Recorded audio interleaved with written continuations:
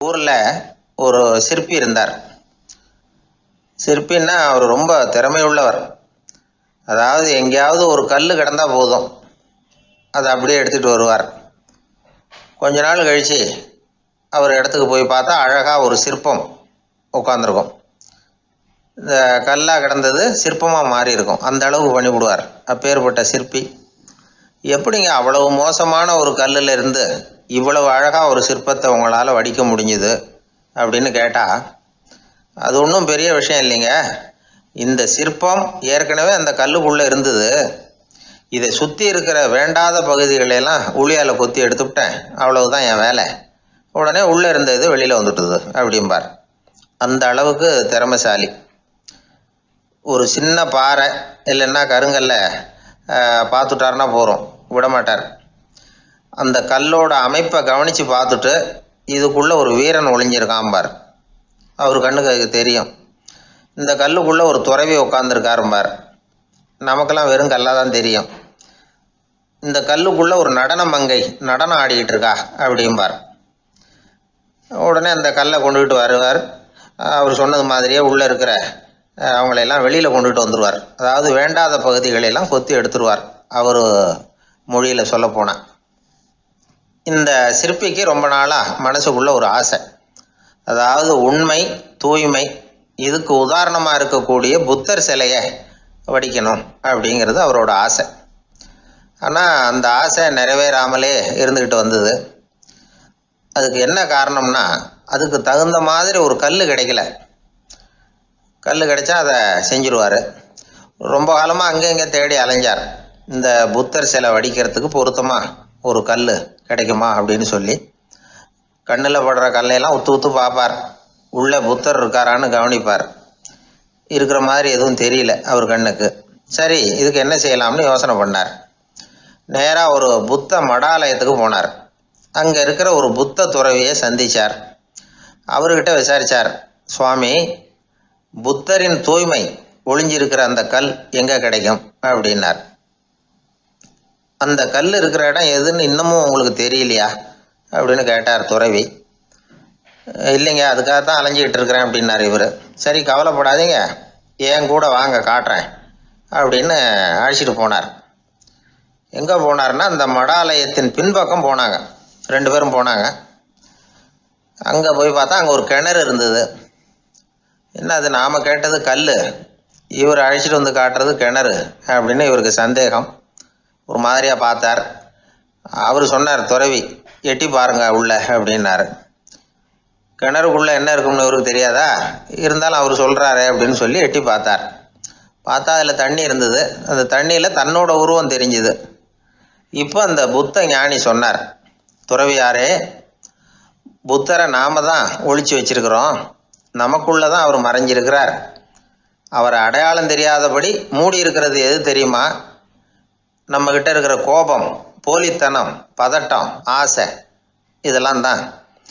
அறிவு அப்படிங்கிற ஒளியால் அதையெல்லாம் செதுக்கி எடுத்துட்டோம்னா அந்த அழகான புத்தர் வெளியில் வந்துடுவார் அப்படின்னு சொன்னார் துறவி. அதனால் நமக்குள்ளே இருக்கிற நம்மளை நமக்கே அடையாளம் தெரியல அப்படிங்கிறது தான் உண்மை. இந்த உண்மையான மனிதன் உள்ளே இருக்கிறான். இவர் கல்லை பார்த்துட்டு உள்ளே யார் இருக்காங்கிறது அவருக்கு தெரிஞ்சுது சிற்பிக்கு. ஆனால் உண்மையான புத்தர் எங்கே இருக்காருங்கிறத அவரால் அடையாளம் கண்டுபிடிக்க முடியல. அப்படி தான் பல பேர் இன்றைக்கி இருந்துக்கிட்டு இருக்கிறோம். ஒரு அப்பா தன்னுடைய பிள்ளைக்கு புத்தி சொன்னார், அதோ பார்ப்பா, மனசு தான் கல், அறிவு தான் உளி.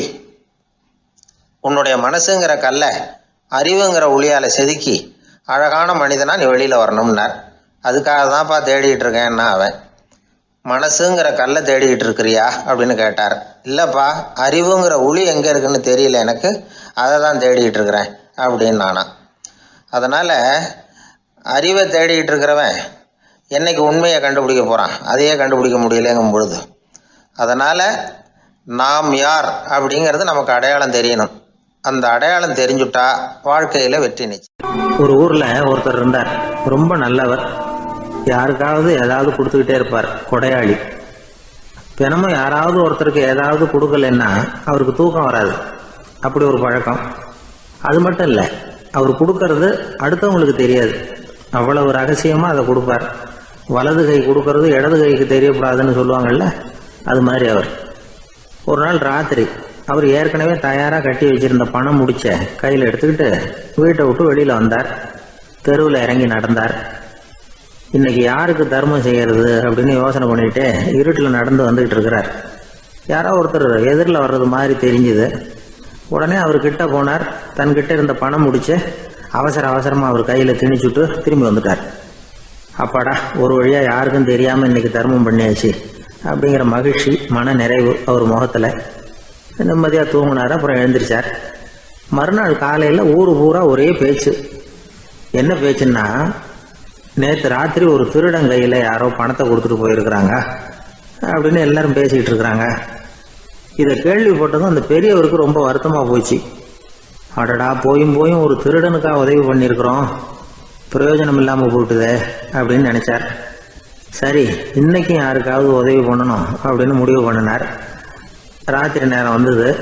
இவர் வழக்கம் போல் தெருவில் இறங்கி நடந்தார். கையில் பணம் முடிச்சு. எதிரில் ஒரு பெண் உருவம் மங்கலாக தெரிஞ்சது. இவர் உடனே அந்த பெண்கிட்ட பணத்தை கொடுத்துட்டு திருப்தியாக திரும்பி வந்துட்டார். மறுநாள் காலையில் ஊர் பூரா என்ன பேசிக்கிட்டாங்க தெரியுமா? நேற்று ராத்திரி நெறி தவறி நடக்கிற ஒரு பெண்ணின் கையில் யாரோ பணத்தை வச்சுட்டு போயிருக்கிறாங்க அப்படின்னு எல்லாரும் பேசிக்கிறாங்க. அடடா, இன்னைக்கும் தவறுதலாக நடந்து போச்சு அப்படின்னு ஒரு வருத்தப்பட்டார். இருக்கட்டும், இன்னைக்கும் ஏதாவது தர்மம் பண்ணுவோம் அப்படின்னு நினச்சிக்கிட்டாரு. 3வது நாள் ராத்திரியும் புறப்பட்டார். இப்பவும் எதிரில் ஒருத்தர் வந்தார். இவர் பணத்தை கொடுத்தார், திரும்பி வந்துட்டார். மறுநாள் மக்கள் என்ன பேசிக்கிட்டாங்கன்னா, நேற்று ராத்திரி ஒரு செல்வந்தர் கையில் யாரோ பணத்தை கொடுத்துட்டு போயிருக்கிறாங்க அப்படின்னு பேசிக்கிட்டாங்களாம். அவருக்கு ரொம்ப வருத்தமாக போட்டுது. என்ன இது தினம் இப்படி ஆகிக்கிட்டு இருக்குதே அப்படின்னு நினச்சிக்கிட்டே படுத்து தூங்கினார். அன்னைக்கு ராத்திரி ஒரு கனவு. அந்த கனவுல இறைவன் வந்து சொன்னாராம், இதை பாருப்பா, நீ கொடுத்த தர்மம் வீணா போயிடல. உன்கிட்ட பணம் வாங்கின அந்த திருடன் திருந்திட்டான், அந்த பொண்ணும் திருந்திட்டா, அந்த செல்வந்தனும் கொடையாளி ஆயிட்டான், எல்லாருக்கும் உதவி பண்ண ஆரம்பிச்சுட்டான் அப்படின்னு சொன்னாராம். இந்த கதையை சொன்னவர் யாருன்னா நபிகள் நாயகம். இதில் உள்ள கருத்து என்னன்னா, நல்ல மனசோட தர்மம் பண்ணுனா அது வீணா போறதில்ல. இன்னொரு கருத்து, தர்மம் வந்து தன்னை மட்டுமல்ல அடுத்தவங்களையும் தீமையிலிருந்து காப்பாற்றும்.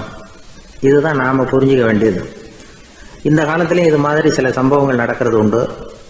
ஒரு பெரியவர் இருட்டில் நடந்து வந்துகிட்டு இருந்தாரு.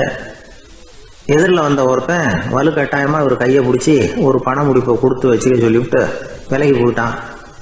பெரியவருக்கு ஆச்சரியம். இந்த காலத்திலையும் இப்படி வலது கை கொடுக்கறது இடது கைக்கு தெரியக்கூடாதுன்னு நினைக்கிற கொடையாளிகள் உண்டு போல இருக்கு அப்படின்னு யோசனை பண்ணிக்கிட்டே நடந்தார். கொஞ்சம் தூரம் போயிருப்பாரு. அதுக்குள்ள அதே ஆள் திரும்பி வந்தான்.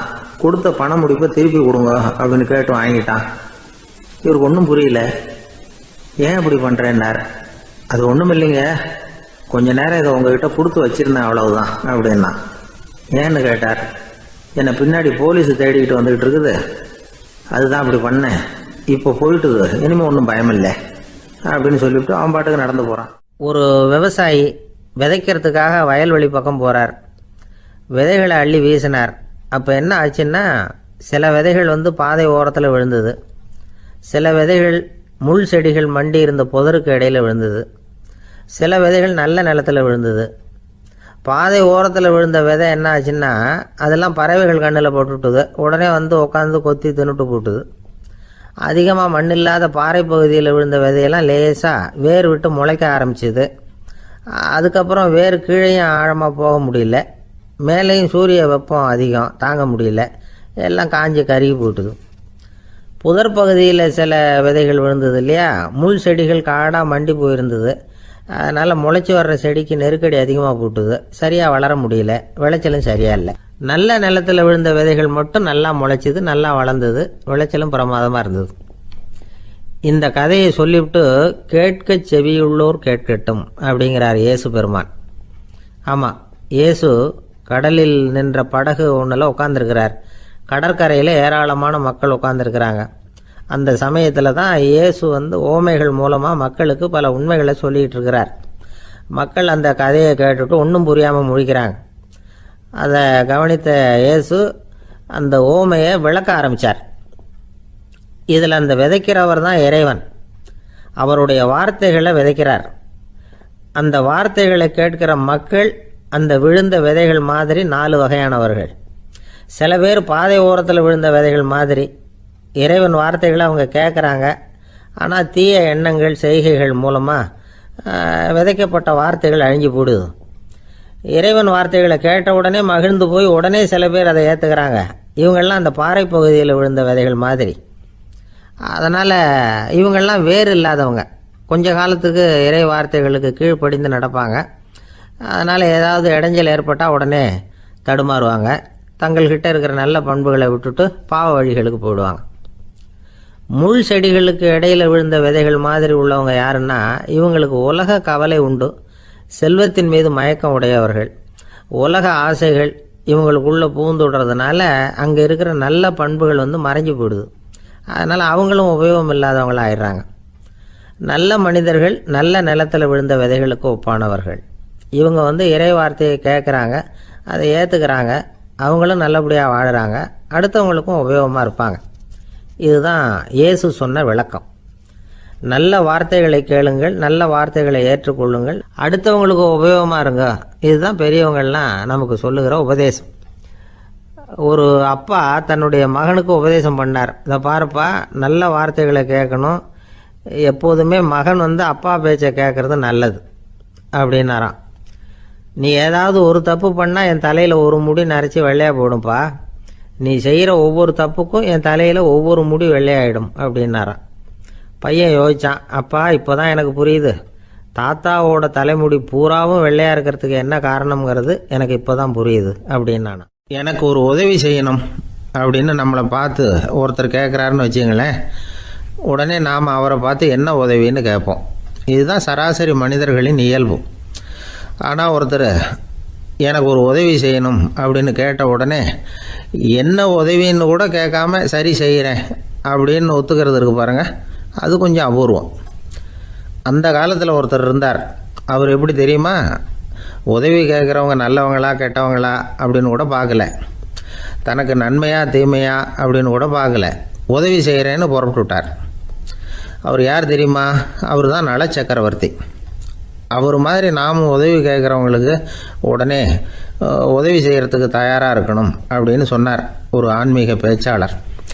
நல சரித்திரத்தை அவர் சொல்லிக்கிட்டு இருந்தார். இந்திரன், அக்னி, வருணன், யமன் இவங்க 4 பேரும் நலனை பார்த்து எங்களுக்கு நீ உதவி செய்யணும், எங்களுக்காக நீ தூது போகணும் அப்படின்னு கேட்குறாங்க.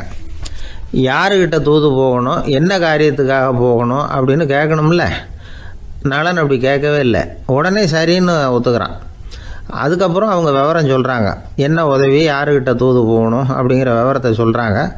நலனுக்கும் அப்புறம்தான் புரியுது, எந்த தமயந்தியை இவன் காதலிச்சானோ, எந்த தமயந்தின் சுயம்பரத்துக்காக இவன் போய்கிட்டு இருக்கிறானோ அந்த தமயந்தியை பார்த்து தங்களுக்காக அவகிட்ட வாதாடணும், பேசணும், தங்களில் ஒருத்தரை கல்யாணம் பண்ணிக்கும்படியாக கேட்கணும் அப்படின்னு அவங்க 4 பேரும் நலன்கிட்ட கேட்குறாங்க. இதை கேட்டதும் நலன் கொஞ்சம் கூட முகம் சுளிக்கலை, பதட்டப்படலை, நேராக தமயந்தி கிட்ட போகிறான். இந்திரன், அக்னி, வருணன், யமன் இவங்களோட சிறப்புகளை எடுத்து சொல்கிறான். இவங்களில் ஒருத்தரை கல்யாணம் பண்ணிக்கலாம் அப்படின்னு சொல்லி கேட்டுக்கிறான். ஆனால் இதுக்கு தமயந்தி சம்மதிக்கலை. சுயம்வரம் நடக்குது, அவள் நலனை தேர்ந்தெடுக்கிறாள். அந்த 4 பேரும் நலனுக்கு நிறைய வரங்கள்லாம் கொடுக்குறாங்க. அதுக்கப்புறம் இப்படி போகுது கதை. இதில் நாம் கவனிக்க வேண்டியது என்னென்னா, உதவின்னு கேட்ட உடனே என்ன உதவின்னு கேட்காம சரி செய்கிறேன்னு சொன்னான் பாருங்கள், அதை கொஞ்சம் சிந்திக்கணும். செய்கிறேன்னு ஒத்துக்கிட்டதுக்கு அப்புறம் அது என்ன உதவின்னு தெரிஞ்சும் முகம் சுளிக்காமல் அதை செஞ்சான் பாருங்கள், அதையும் கொஞ்சம் சிந்திக்கணும். நம்மளும் ஒரு நண்பனை தேடி போனால் எனக்கு ஒரு உதவின்னா சரி சொல்லுன்னா, இப்போ உங்ககிட்ட 2 கார் இருந்தால் என்ன பண்ணுவேன்னா உடனே அதில் ஒன்று உங்ககிட்ட கொடுத்துருவேன்னா, அவன் உங்ககிட்ட 2 பங்களா இருந்தால் என்ன பண்ணுவேன்னா அதில் ஒன்று உங்ககிட்ட கொடுத்துருவேன்னா, உங்ககிட்ட 2 பேனா இருந்தால் என்ன பண்ணுவேன்னா அதில் ஒரு பேனாவே உங்ககிட்ட கொடுக்க மாட்டேன்னா அவன். ஏன்டா அப்படி சொல்கிறேன்னா, ஏன்னா இப்போ நிஜமாகவே என்கிட்ட 2 பேனா இருக்குது, அதனால் அப்படி சொல்கிறேன் அப்படின்னு நானான் அவன். ஒரு குரு, இளம் சீடர்கள் எதிரில் உட்காந்துருக்கிறாங்க. குரு பாடம் நடத்திக்கிட்டு இருக்கிறார். சீடர்களுக்கு ஒரு ஆசை, அதாவது ஒரு முக்கியமான மந்திரத்தை நம்ம குருநாதர்கிட்ட இருந்து கற்றுக்கணும் அப்படிங்கிறது அவங்க ஆசை. அது என்ன மந்திரம்னா, இறந்தவரை உயிர்ப்பிக்கக்கூடிய புனித மந்திரம். அதாவது செத்தவங்களுக்கு மீண்டும் உயிர் உண்டாக்குகிற மந்திரம். குருவே, தயவு பண்ணி அந்த மந்திரத்தை எங்களுக்கு உபதேசிக்கணும் அப்படின்னு கேட்டாங்க. அது ரொம்ப ஆபத்தானது, அது என்னத்துக்கு உங்களுக்கு வேண்டாமேன்னாராம் குரு. எங்களுடைய நம்பிக்கை உறுதிப்படுறதுக்காகத்தான் கேட்குறோம், வேற ஒன்றும் இல்லை அப்படின்னாங்களாம் சீடர்கள். பக்குவப்படாத அறிவுங்கிறது ரொம்ப ஆபத்தானது அப்படின்னாராம் குரு. இது சீடர்களுக்கு புரியல. அது எப்படிங்க பக்குவப்படாத அறிவு ஆபத்தானதுன்னு சொல்றீங்க, அப்படின்னா என்ன அப்படின்னு கேட்டிருக்காங்க சீடர்கள். குரு அதுக்கு விளக்கம் கொடுத்தாராம். அந்த மந்திரத்தை எப்போ பயன்படுத்தணுங்கிறது முக்கியம். அதை அறியக்கூடிய ஞானம் ஏற்படுகிற வரைக்கும் அதை தெரிஞ்சுக்காம இருக்கிறது தான் நல்லது, இல்லைன்னா ஆபத்துன்னாராம். ஆனால் அந்த சீடர்கள் அதை கேட்குற மாதிரி இல்லை, ரொம்ப பிடிவாதம் பண்ண ஆரம்பிச்சுட்டாங்க. சரி வாங்க சொல்கிறேன்னார் குரு. எல்லாரும் வந்தாங்க. அந்த புனித மந்திரத்தை அவங்களுக்கு ரகசியமாக உபதேசம் பண்ணார். உபதேசம் பண்ணிவிட்டு அவங்களுக்கு எச்சரிக்கையும் கொடுத்தார். இந்த மந்திரத்தை நல்லா ஆராய்ச்சி பார்த்ததுக்கு அப்புறம் தான் உச்சரிக்கணும், அவசரப்பட்டு எதுவும் செஞ்சிடக்கூடாது அப்படின்னு ஒரு தடவைக்கு பல தடவை எச்சரிக்கை கொடுத்தார். சரின்னு சொல்லிவிட்டு அவங்கெல்லாம் மந்திரத்தை கற்றுக்கிட்டு எழுந்திரிச்சு போயிட்டாங்க. ஒரு நாள் அந்த சீடர்கள் எல்லாம் மணற்பாங்கான இடத்துல அப்படியே நடந்து போயிட்டு இருக்கிறாங்க. ஒரு பாலைவன பகுதி மாதிரி ஒரு இடம். அங்கே ஒரு இடத்துல எலும்புகள் குவியலாக கிடந்தது. உடனே இந்த சீடர்கள் முன்ன பின்ன யோசிக்காம, தியானமும் பண்ணாம, அந்த மந்திரத்தோட பயனை சோதிச்சு பார்க்கணும் அப்படின்னு நினச்சிக்கிட்டு அந்த மந்திரத்தை உச்சரிக்க ஆரம்பிச்சிட்டாங்க. அவ்வளவுதான். உடனே என்னாச்சு தெரியுமா? அந்த எலும்புகள் எல்லாம் ஓநாய்களாக மாறி அவங்கள துரத்த ஆரம்பிச்சுட்டுது. சீடர்கள் எல்லாம் தலைதெறிக்க ஓட ஆரம்பிச்சிட்டாங்க. ஓநாய்களும் விடலை, அவங்கள துரத்தி பிடிச்சி கடிச்சு குதற ஆரம்பிச்சுட்டுது. அப்போதான் அந்த சீடர்களுக்கு குரு சொன்ன அறிவுரையோட அர்த்தம் புரிஞ்சுது. பக்குவப்படாத அறிவு ஆபத்தானது அப்படிங்கிறது. அதனால இதுலேருந்து நாம் தெரிஞ்சுக்க வேண்டியது என்னன்னா, நாம் நம்ம அறிவை வளர்த்துக்கிட்டா மட்டும் போதாது, அந்த அறிவை எப்போ எப்படி பயன்படுத்தணும் அப்படிங்கிற பக்குவமும் நமக்கு வரணும். அப்போ தான் வாழ்க்கை நல்லபடியாக அமையும், இல்லைன்னா இடைஞ்சல் தான். இந்த காலத்தில் சில சின்ன பிள்ளைங்களுக்கே அறிவு ரொம்ப பக்குவப்பட்டிருக்குங்கிறத உணர முடியுது. ஒரு சின்ன பையன் பள்ளிக்கூடத்தில் மார்க் லிஸ்ட் கொடுத்தாங்க, வாங்கிக்கிட்டு அவசரமாக வீட்டுக்கு ஓடினான். எதிரில் வந்த ஒருத்தர் கேட்டார், என்ன அவசரம், ஏன் இப்படி வேகமாக ஓடுறேன்னார். எங்கள் அம்மா கிட்ட அடி வாங்கணும், அதுக்காக தான் ஓடுறேன்னா. அடி வாங்கிறதுக்கா இவ்வளவு அவசரம்னார் அவர். அப்படி இல்லைங்க, நான் போகிறதுக்குள்ளே எங்கள் அப்பா வீட்டுக்கு வந்துட்டாருன்னா அவர்கிட்ட அடி வாங்க வேண்டியிருக்கும், அதை அவாய்ட் பண்ணுறதுக்காக இப்படி ஓடுறேன் அப்படின்னு நானும். அந்த பையன் ஒரு பெரிய ஆறு, அதை கடந்து அடுத்த பக்கம் போகணும். இந்த பக்கம் 8 பேர் நின்றுட்டு இருக்கிறாங்க. 8 பேரும் சேர்ந்து ஒரு குழுவா வந்திருக்கிறாங்க. இவங்க எல்லாருமே பண்டிதர்கள், குருமார்கள், அதாவது அறிவாளிகள். இவங்க எல்லாரும் அந்த ஆற்றை கடந்து அடுத்த கரைக்கு போகணும்.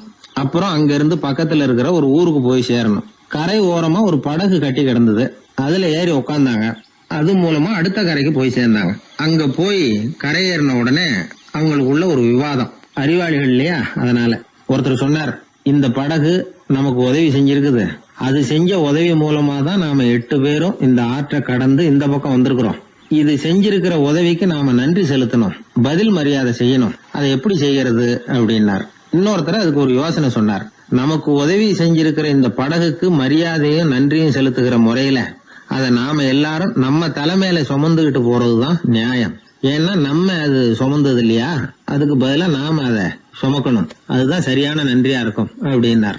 இதுதான் சரியான யோசனைன்னு எல்லாரும் ஒத்துக்கிட்டாங்க. அவ்வளவுதான். உடனே அந்த படகை தூக்கி தலையில வச்சுக்கிட்டு 8 பேர் நடக்க ஆரம்பிச்சிட்டாங்க.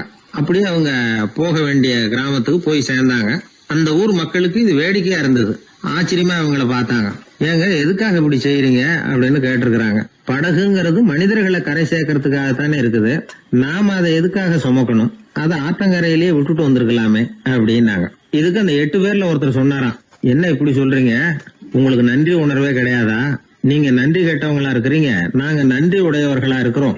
நன்றி உடைமை அப்படின்னா என்னன்னு எங்களுக்கு தெரியும், அதனாலதான் எங்களை கரை சேர்த்த படகுக்கு நாங்க நன்றி செலுத்துறோம். இந்த படகு எப்பவும் எங்க தலைமையிலதான் இருக்கும் அப்படின்னார். இது புத்தர் சொன்ன ஒரு கதை. வழி இருக்கு பாருங்க, அதையே முடிவுன்னு நினைச்சு வாழ்நாள் பூரா புடிச்சுக்கிட்டு மனிதர்கள் துன்பப்படுறாங்க அப்படிங்கறது அவருடைய கருத்து. ஒரு மனிதன் ஜபம் பண்றான், வழிபாடு பண்றான், அது மூலமா ஒரு விழிப்புணர்வு கிடைச்சுட்டுதுன்னு வச்சுக்கோங்க.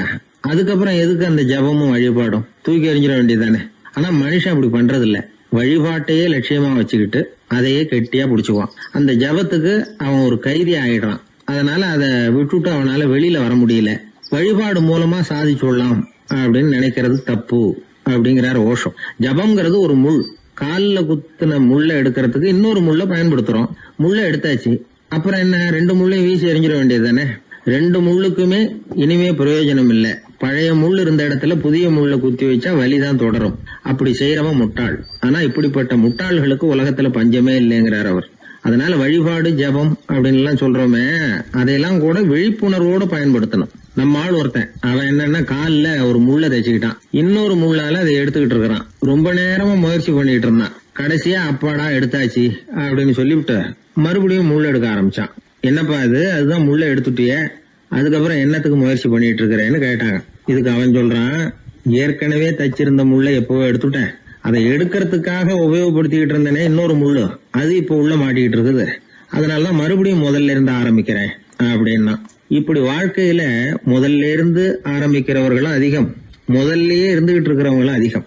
வாழ்க்கையில படிப்படியா முன்னேறணும், வாழ்க்கையை புரிஞ்சுக்கிட்டு முன்னேறணும். அதுக்கு இந்த பெரியவர்கள் சொல்லுகிற தத்துவத்தை எல்லாம் சரியா புரிஞ்சுக்கிட்டு அது பிரகாரம் நாம நட. ஒரு ஊர்ல ஒரு பெரியவர் இருந்தார். ஒரு நாள் அவரை தேடி ஒருத்தர் வந்தார். ஐயா, நான் கடவுளை பரிபூர்ணமா நம்புறேன் அப்படின்னார்.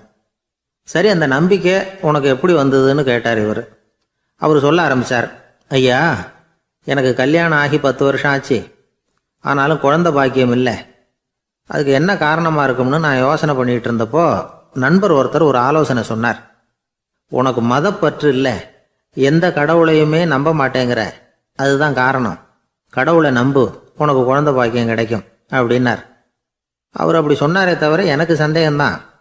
இருந்தாலும் அவர் சொன்னபடியும் நடந்து தான் பார்ப்போமே அப்படின்னு முடிவு பண்ணேன். கடவுளை நம்ப ஆரம்பித்தேன். அந்த வருஷமே அழகான ஆண் குழந்தை பிறந்தது. எல்லாம் இறைவன் அருள் அப்படின்னார். இவர் இப்படி சொன்னதை கேட்டதும் அந்த பெரியவர் சொன்னார், நீ சொல்றதெல்லாம் சரிதான், இருந்தாலும் இந்த காலத்தில் எந்த ஒரு காரியமாக இருந்தாலும் அதை சோதனை செஞ்சு பார்த்துட்டு தான் ஒரு முடிவுக்கு வந்து சேர முடியும். அறிவுபூர்வமான முடிவு அதுவாக தான் இருக்கும். அறிவியல் சோதனைகள் அப்படித்தான். ஒரு குறிப்பிட்ட விஷயத்தை பற்றி எத்தனை தடவை சோதனை பண்ணாலும் ஒரே முடிவு தான் கிடைக்கணும், அதுதான் சரியா இருக்கும். அதனால இப்போ மறுபடியும் ஒரு சோதனைன்னார். என்ன செய்யணும் அப்படின்னு கேட்டார் இவர். கடவுள்கிட்ட ஒரு பெண் குழந்தை வேணும்னு கேளு. முதல்ல ஆண் குழந்தைய கொடுத்தது மாதிரியே இப்போ ஒரு பெண் குழந்தையையும் கொடுக்குறாரா பார்க்கலாம் அப்படின்னார். சரின்னு சொல்லி இவர் அதே மாதிரி முயற்சி பண்ணினார். அதுக்கப்புறம் அவர் இந்த பெரியவர்கிட்ட வரவே இல்லை. கொஞ்ச காலம் கழித்து இவரே அவரை தேடிட்டு போய் கதவை தட்டினார். அவர் கதவை திறந்தார். என்ன ஆச்சு, கடவுள் கண் திறந்தாரா அப்படின்னு கேட்டார். அவர், அந்த சமாச்சாரம்லாம் நமக்கு வேணாம் சார், முதல் தடவை அது ஏதோ தற்செயலாக ஏற்பட்ட ஒரு சாதகம். இப்போ நீங்கள் 2வது தடவை சொன்ன பிறகு தினமும் கடவுளை வேண்டிக்கிட்டு தான் இருக்கிறேன், ஒன்றும் நடக்கலை அப்படின்னார் ரொம்ப விரக்தியாக. ஒரே ஒரு தோல்வியில் உங்கள் நம்பிக்கையெல்லாம் பறந்து போயிடுது பார்த்தீங்களா அப்படின்னார் அந்த பெரியவர். எல்லாம் நல்ல விதமாக நடக்கிற வரைக்கும் நம்பிக்கை, எதிர்பார்த்தது தோல்வியில் முடிஞ்சுட்டுதுன்னா அவநம்பிக்கை. மற்றவர்கள் பேரில் வைக்கிற நம்பிக்கை எந்த நேரத்திலையும் விவகாரமாகி விடக்கூடிய சாத்தியம் உண்டு. நாம் நம்பிக்கை வைக்க வேண்டியது நம்ம கிட்ட தான், நமக்குள்ளே இருக்கிறார் கடவுள். எனவே நம்ம பேரில் நாம் வைக்கிற நம்பிக்கை தான் உண்மையான கடவுள் பக்தி. நிபந்தனையற்ற நம்பிக்கையாக அது இருக்கணும்.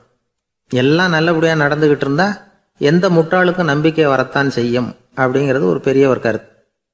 தியானத்தின் மூலமாக தான் உனக்குள்ள ஆழமாக தோண்டுனா உன்னுடைய அடி ஆழத்தில் நம்பிக்கை அப்படி ஊற்றெடுக்கும், அதை பார்க்க முடியும் அப்படிங்கிறது பெரியவர்கள் சிந்தனை. ஒரு குழந்தை அப்பாவை பார்த்து என்னப்பா பண்ணுறேன்னு கேட்டுதான். பிரார்த்தனை பண்ணிட்டு இருக்கிறேன்னாராம் அப்பா. பிரார்த்தனை பண்ணுனா என்ன கிடைக்கும் அப்படின்னு கேட்டுதான் குழந்தை. எல்லாம் கிடைக்கும் அப்படின்னாராம் அப்பா. நீ வச்சிருக்கிறிய பேனா அது கூட கிடைக்குமான்னு கேட்டுதான் குழந்தை. கிடைக்குமேன்னு இருக்கார். அப்படின்னா அந்த பேனாவை என்கிட்ட கொடுத்துரு, நீ பிரார்த்தனை பண்ணி வேற பேனா வாங்கிக்கோ அப்படின்னு தான் அந்த குழந்தை. என்னை விட யோகியம் இந்த உலகத்தில் வேற யாரும் இல்லை சார் அப்படின்னார் ஒருத்தர். அவரை விட அயோக்கியன் வேற யாரும் இருக்க முடியாதுங்கிற முடிவுக்கு கேட்டவங்க வந்துட்டாங்களாம். மனுஷனுக்கு இருக்கிற ஒரு மிகப்பெரிய குறையே தன்கிட்ட இருக்கிற குறை அவனுக்கு தெரியாமல் போகிறது தான். ஆனால் அடுத்தவங்கிட்ட இருக்கிற குறை இவனுக்கு தெளிவாக தெரிஞ்சிடும். ஒரு ஒட்டகம் ஒரு கொக்கை பார்த்து ஒரு கேள்வி கேட்டுதான். என்ன கேள்வி தெரியுமா? உன் கழுத்து ஏன் இப்படி வளைஞ்சி போயிருக்குது அப்படின்னு கேட்டிருக்கு. இதுக்கு உடம்பே வளைச்சல். இது போய் கொக்கை கிண்டல் பண்ணுது. இன்னைக்கு மனித சுபாவமும் கிட்டத்தட்ட இப்படித்தான் இருக்குது. இந்த உலகத்தில் குறையில்லாத மனிதர்கள் யாரும் கிடையாது, நாம உள்பட. அப்படிங்கிறத முதல்ல நாம் நல்லா புரிஞ்சுக்கணும். ஒரு ஊரில் ஒரு விற்பனை நிலையம் இருந்தது. செல்ல பிராணிகளை விற்பனை செய்கிற நிலையம் அது. நாய், கிளி, பூனை இப்படி நிறைய வச்சு விற்பனை பண்ணிகிட்டு இருக்கிறாங்க. நாய்க்குட்டி விற்பனை செய்கிற பகுதியில் ஒரு சிறுவன் நின்றுக்கிட்டு இருந்தான். விற்பனை செய்கிற ஆளுகிட்ட விலை கேட்டுக்கிட்டு இருந்தான். அதுவும் இருக்குதே, அந்த நாய்க்குட்டி என்ன விலை அப்படின்னு கேட்டானா. 1000 ரூபா அப்படின்னாரான். சரி, அது வேணாம், இது என்ன விலைன்னு இருக்கான். 500 ரூபா அப்படின்னாரான். இந்த சின்ன பையன் கையில் வச்சுருந்தது வெறும் 50 ரூபா தான். அதனால் இதை விட குறைச்சலாக கிடைக்குமான்னு பார்த்துருக்கான். அந்த கடையில் ஒரு மூலையில் சரியாக கவனிக்கப்படாமல் ஒரு நாய்க்குட்டி படுத்து கிடந்தது. பாவமாக கத்திக்கிட்டு இருந்தது. அதை பார்த்ததுமே இவனுக்கு அது ரொம்ப பிடிச்சி போச்சு. உடனே அந்த கடைக்காரரை பார்த்து, அதுவும் அந்த மூலையில் படுத்து கிடக்குதே, அந்த நாய்க்குட்டி என்ன விலை அப்படின்னு கேட்டிருக்கான். தம்பி, அது ஒரு கால் ஊனம், அதனால் அது உன்னோட குதித்து விளையாடவோ ஓடுறதோ அதால் முடியாத காரியம் அப்படின்ட்டுருக்கார் அவர். அது தெரிஞ்சுதாங்க கேட்குறேன், அதோட விலை என்ன, அதை மட்டும் சொல்லுங்களேன் அப்படின்ட்டுருக்கான். தம்பி, இது கால் ஊனம் உள்ள ஒரு நாய். இதை போய் காசு கொடுத்து வாங்கிறதுக்கு யாராவது பிரியப்படுவாங்களா? இதை நான் உனக்கு இலவசமாகவே தர்றேன், எடுத்துகிட்டு போ அப்படின்னாரான். இதை கேட்டதும் அந்த சிறுவனுக்கு கோபம் வந்துட்டு தான். நீங்கள் ஒன்றும் சும்மா கொடுக்க வேணாம், இந்தாங்க 50 ரூபா, இதை வச்சுக்கிட்டு நாய்க்குட்டியை கொடுங்க அப்படின்ட்டுருக்கான். அவருக்கு ஒன்றும் புரியல, ஆச்சரியமாக இருந்தது. சரின்னு பணத்தை வாங்கிட்டு நாய்க்குட்டியை தூக்கி கொடுத்தார். அந்த சிறுவன் அந்த நாய்க்குட்டியை 2 கையாலையும் வாங்கினா, மார்போட பிரியமாக சேர்த்து அணைச்சிக்கிட்டான். தெருவில் இறங்கி நடக்கிறான். அப்படி நடக்கும்பொழுது தான் பார்க்குறார், கடைக்காரர் ஆச்சரியமாக அவனை பார்க்குறார். அப்போ தான் அவருக்கு ஒரு விஷயம் புரியுது. அந்த சிறுவன் தெருவில் நாய்க்குட்டியை மார்போடு அணைச்சிக்கிட்டு விந்தி விந்தி நடந்து போய்கிட்டு இருக்கிறான். ஆமாம், அவனுக்கும் ஒரு கால் ஊனம். இந்த நாய்க்குட்டியை யாருமே வாங்க மாட்டாங்கன்னு நினச்சிக்கிட்டு இருந்தார். குறையுள்ள அதுக்கும் ஒரு எஜமானன் கிடச்சிட்டான். அதனால் ஊனம் ஒரு குறை இல்லை அப்படிங்கிற உண்மையை அந்த கடைக்காரர் புரிஞ்சுக்கிட்டாராம். நம்மால் ஒருத்தர் கொஞ்சம் வயசானவர், எழுந்திரிச்சு சரியாக நடக்க முடியாது, சாய்வு நாற்காலியிலேயே எப்பவும் உட்காந்துருப்பார். அவர் தனக்கு துணையாக ஒரு நாயை பக்கத்தில் வச்சுருந்தார். அதுவும் ரொம்ப வயசான ஒரு நாய், எழுந்திரிக்கவே சிரமப்படும், நடக்கவும் முடியாது. அவர் பக்கத்திலே இதுவும் சோர்ந்து போய் படுத்து கிடக்கும். அந்த பெரியவரை பார்க்க வந்த ஒருத்தர் கேட்டார், ஏங்க, ஒரு சின்ன பையனை உங்களுக்கு துணையாக வச்சுக்கப்படாதா? இந்த நாயை உங்களுக்கு பாதுகாப்பாக வச்சுருக்கிறீங்களே, உங்களுக்கு ஒரு ஆபத்துன்னா இது எப்படி உங்களுக்கு உதவ முடியும் அப்படின்னார். அப்போ அவர் சொன்னாராம், எனக்கு ஒரு ஆபத்துன்னா அந்த சமயத்தில் இந்த நாய் என்னை தனியாக விட்டுட்டு ஓடி போயிடாமல் இருக்கணும்ல, அதுக்காக தான் இதை நான் வச்சுருக்கிறேன் அப்படின்னாராம். ஒருத்தர் குதிரை ரேஸுக்கு போனார், பணம் கட்டினார், தோற்று போயிட்டார். மறுபடியும் போனார், பணம் கட்டினார், தோற்று போனார். அடுத்த தடவையும் பணம் கட்ட போனப்போ அவரை தடுத்து கேட்டோம், ஏன் சார், ஏற்கனவே விட்டது போதாதா, இன்னமும் இருக்கிறத விடணுமா அப்படின்னு கேட்டோம். விட்டதையெல்லாம் மொத்தமாக எடுக்க வேணாமா சார், அதுக்காக தான் தொடர்ந்து பணம் கட்டுறேன்னார் அவர். இவரை திருத்துறது ரொம்ப கஷ்டம். இது ஒரு மனநோய். மனநோய்களில் பல வகை உண்டு. மனநோய்கள் பிரிவு அட்டவணையில் சூதாட்டம்ங்கிறது அவதியுறும் நோய் அப்படிங்கிற தலைப்பில் வருது. சூதாட்டம் 2 வகைப்படும்னு சொல்கிறாங்க உளவியல் நிபுணர்கள்.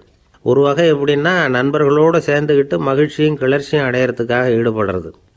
பிரச்சனைகளை தீர்க்கறதுல ஒரு ஆர்வம், கேளிக்கைக்காக கொஞ்சம் விட்டு பிடிக்கிறது அப்படிங்கிற மனுஷனுடைய அடி மனசில் உள்ள விபரீத பிணைய சுபாவம், இதெல்லாம் அதுக்கு காரணம்.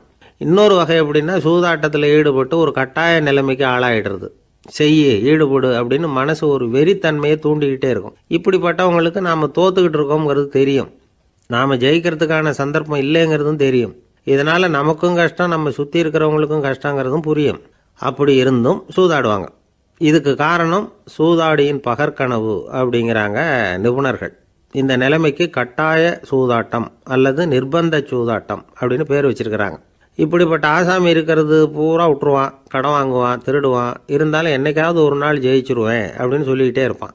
விட்டதை எடுத்துருவேங்கிற ஒரு நம்பிக்கை சுடர் அவனுக்குள்ளே எரிஞ்சிக்கிட்டே இருக்கும். இவனை மனநோயாளி அப்படின்னு சொல்லிட முடியாதான். என்ன காரணம்னா, இது மாதிரி ஆளுங்க கிட்ட மன போராட்டமோ கவலையோ பதட்டமோ இருக்கிறது இல்லை. சில விசேஷமான குணங்கள் இவங்க கிட்ட உண்டு. எதிர்ப்பு உணர்ச்சி, சிறுபிள்ளைத்தனம், சட்ட திட்டங்களையும் சம்பிரதாயங்களையும் உட தெரியாத மனப்போக்கு, பொறுப்பில்லாத தன்மை, நெறி தவறி நடக்கிறது எல்லாம் இவங்ககிட்ட உண்டு. ஆனால் வெளிப்பார்வைக்கு ரொம்ப சிநேகமாக இருப்பாங்க, அன்பாக இருப்பாங்க, அப்படி இருக்கிறதாக காட்டிக்குவாங்க. ஆதாயம், சுயலாபம் இதெல்லாம் கருதி தான் பழகுவாங்க. இவங்க கேட்குறப்ப நாம் பணம் கொடுக்கலன்னு வச்சுக்கோங்க, நம்மளை கை விட்டுருவாங்க. நம்ம மேலே அவாண்டமாக பழி சுமத்துறது கூட தயங்க மாட்டாங்க. தங்களுடைய சூதாட்ட நடவடிக்கைகளுக்கு சாதகமான காரணங்களை சொல்லிகிட்டு இருப்பாங்க.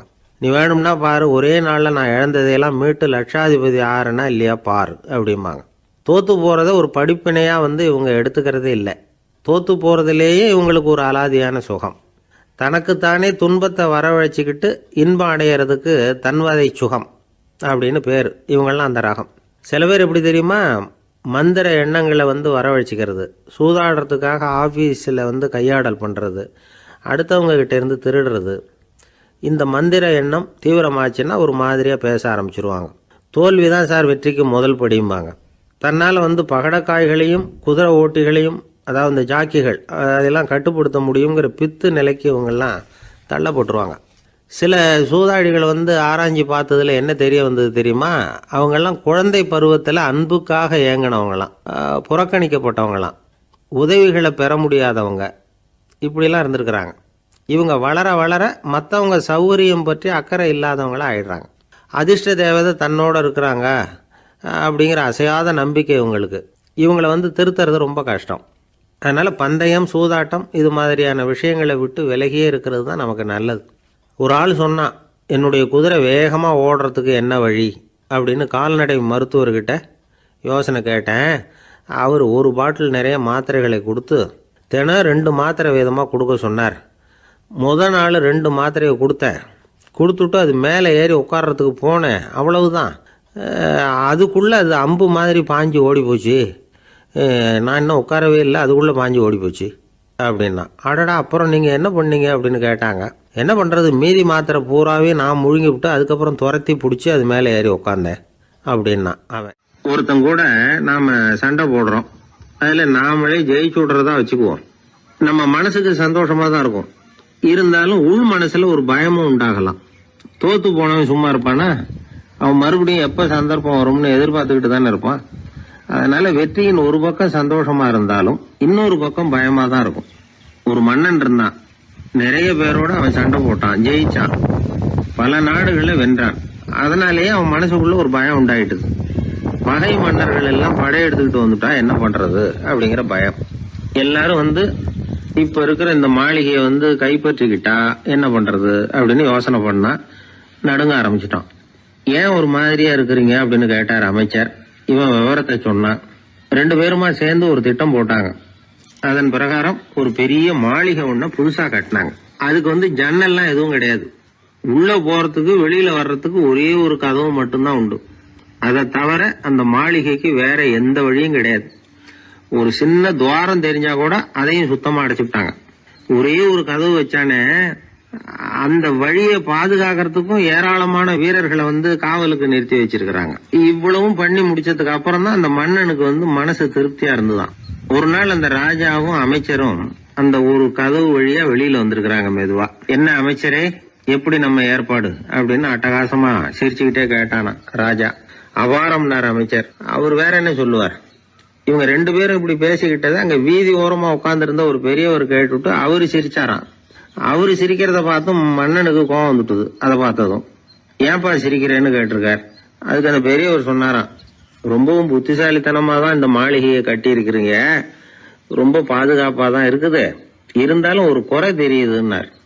என்னன்னு கேட்டார் அவரு. வேற வழியே வைக்காம மாளிகை கட்டின நீங்க என்னத்துக்காக ஒரே ஒரு வழி மட்டும் வச்சிருக்கிறீங்க, அந்த வழியா எதிரிகள் நுழைஞ்சுட்டா என்ன பண்ணுவீங்க அப்படின்னார். என்ன பண்றதுன்னார் அவரு. அதையும் ஒரு கருங்கல் சுவர் எழுப்பி சுத்தமா அடைச்சு விடுங்க, அதுதான் நல்லது. அதுக்கப்புறம் எதிரிகள் பயம் கொஞ்சம் கூட இல்லாம நீங்க உள்ள உட்காந்துக்கலாம், அதுதான் ரொம்ப பத்திரம் அப்படின்னார். மன்னன் யோசனை பண்ணி பார்த்தான். பளிச்சுன்னு ஒரு யோசனை தோணுச்சு. அது சரி, நீங்க சொல்றது மாதிரி அந்த ஒரு வழியையும் அடைச்சுட்டா இந்த மாளிகைங்கிறது ஒரு கல்லறை மாதிரி ஆயிடுமே அப்படின்னாராம். இப்ப மட்டும் இது எப்படி இருக்குதுன்னு நினைக்கிறீங்க, கல்லறை மாதிரி தானே இருக்குது அப்படின்னார் பெரியவர். எதிரி உங்களை சாகடிக்கலைன்னாலும் நீங்களா ஒரு நாள் சாகத்தானே போறீங்க அப்படின்னார். அதுக்கப்புறம் கொஞ்சம் விளக்கமும் கொடுத்தார். உங்க மாளிகையில எவ்வளவு ஜன்னல்களும் கதவுகளும் இருக்குதோ அந்த அளவுக்கு வெளி உலகத்தோட உங்களுக்கு தொடர்பு இருக்கு, அந்த அளவுக்கு உங்க வாழ்க்கையில ஒரு இயக்கம் இருக்குது. கதவுகளை மூட மூட வாழ்க்கையும் அடப்பட்டு போடும். நான் கூட ஒரு காலத்துல மாளிகையில தான் இருந்தேன். அதோட சுவர்கள் இருந்ததுல அதை எவ்வளவுதான் தள்ளி தள்ளி போட்டாலும் என்னுடைய வாழ்க்கைக்கு அதெல்லாம் ஒரு எல்லை கோடுகள் மாதிரி தெரிஞ்சுது. அதை உணர்ந்தேன். வாழ்வுக்கு எல்லையே இருக்கக்கூடாதுன்னு நினைச்சேன். அதனால தான் இப்படி வந்து இங்க உட்காந்துட்டேன். இப்ப என்னுடைய வாழ்வுக்கு வானம்தான் கூரை, இந்த நிலம்தான் என்னுடைய மாளிகை. இப்பதான் வாழ்க்கையை வந்து முழுமையா என்னால உணர முடியுது, அனுபவிக்க முடியுது அப்படின்னாரு அந்த பெரியவர். அந்த அரசர் ஒரு பெரிய தத்துவத்தை புரிஞ்சுக்கிட்டாராம். தன்னோட மாளிகைக்கு நிறைய ஜன்னல்களையும் கதவுகளையும் வைக்க சொல்லி உத்தரவு போட்டாராம். இப்படி ஒரு கதை உண்டு. ஒரு சுடுகாட்டுல ஒரு கல்லறைக்கு மேல கால் போட்டுக்கிட்டு உட்காந்துக்கிட்டு இருந்தான் ஒருத்தன். அந்த வழியா போன ஒருத்தர் அவனை பார்த்து கேட்டாராம், ஏப்பா இப்படி பேய் பிசாசு நடமாடுற இந்த மயானத்துக்கு வந்து கல்லறைக்கு மேல உட்கார்ந்துருக்கிறியே அப்படின்னு கேட்டாராம். எவ்வளவு காலம் தாங்க உள்ளேயே இருக்கிறது, ஒரே புழுக்கமா இருந்தது, அதுதான் காத்து வாங்கலாம்னு வெளியில வந்து உட்கார்ந்துருக்கிறேன் அப்படின்னு நானா. ஒரு அழகான கடற்கரை, சுற்றுலா பயணிகள் நிறைய பேர் அங்கே வந்து போகிறது வழக்கம். சனி ஞாயிறு கூட்டம் அதிகமாக இருக்கும். அதோட விளைவு என்னங்கிறது அடுத்த நாள் தான் தெரியும். ஆமாம், அந்த கடற்கரையை சுத்தப்படுத்துகிற தொழிலாளிகள் திங்கட்கிழமை ரொம்ப சிரமப்படுவாங்க. சனி ஞாயிறு வந்த கூட்டம் கடற்கரை பூராவும் காலி ஐஸ்கிரீம் கப்புகளை வந்து வீசி எறிஞ்சிட்டு போயிடுவோம். ஆயிரக்கணக்கான கப்புகள் அங்கே பரவலாக கிடக்கும். அதையெல்லாம் பொறுக்கி எடுத்து சுத்தம் பண்ணி ஆகணும். இதனால் திங்கட்கிழமை வேலைக்கு வர்றதுக்கு எல்லாரும் பயப்படுவாங்க. அப்படி ஒரு நிலைமை. பல பேர் அன்னைக்கு வந்து லீவ் எடுத்துகிட்டு போயிடுறது வழக்கம். நமக்கு எதுக்கு இன்னைக்கு தொந்தரவுன்னு. இது ஒரு பெரிய பிரச்சனையாக இருந்தது. இதுக்கு என்ன பண்ணலாம் அப்படின்னு யோசனை பண்ணாங்க. ஒரு ஆலோசனை கூட்டத்துக்கு ஏற்பாடு பண்ணாங்களாம். அந்த நகர நிர்வாக அலுவலர்கள், பணியாளர்கள் எல்லாரும் அதில் கலந்துக்கிட்டாங்க. கூட்டம் ஆரம்பமாச்சு. ஆரம்பத்தில் சொன்னாங்க, இந்த பிரச்சனைக்கு ஒரு தீர்வு வேணும், என்ன பண்ணலாம், அதை முடிவு செய்கிறதுக்கு தான் இந்த கூட்டம். இதில் நீங்கள் செய்ய வேண்டியது என்னென்னா, உங்களுக்கு தோன்றுகிற யோசனை எதுவாக இருந்தாலும் சொல்லுங்கள். கொஞ்சம் கூட தயக்கம் வேண்டாம். நாம் சொல்கிற யோசனை ஈடுபடுமா படாதா அப்படின்லாம் யோசிக்க வேணாம். எல்லாருடைய யோசனைகளையும் அப்படியே பதிவு செய்துக்கிறோம். கடைசியாக அதிலேருந்து ஒரு சிறந்த யோசனையை தேர்வு பண்ணி அதை பயன்படுத்தலாம்.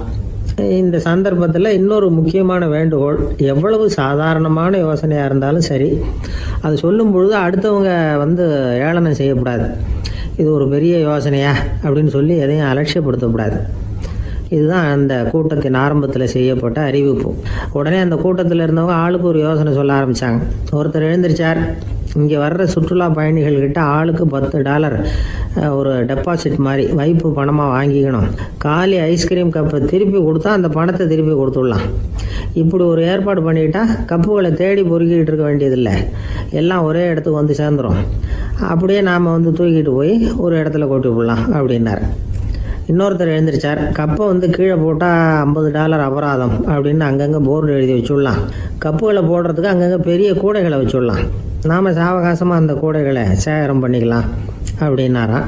இன்னொருத்தர் எழுந்திரிச்சு கொஞ்சம் கோபமாக பேசினார்.